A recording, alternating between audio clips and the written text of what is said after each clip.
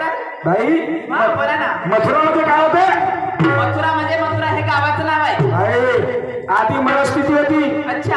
आणि आता मैथुनी स्थिती आहे आणि मैथुनी स्थिती आहे त्याचंच नाव आहे भाई मथुरा. मथुरा समजते मैथुनी स्थिती काय होते? नाही आता तुम्ही सांगण्यासाठी सारे तर सांगा ना बाप्पा. राम राम भाई. चला काय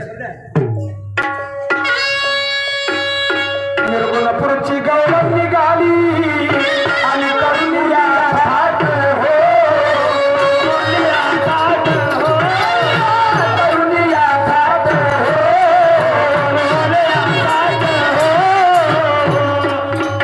वटवृक्षाची आली ओलांडून हो.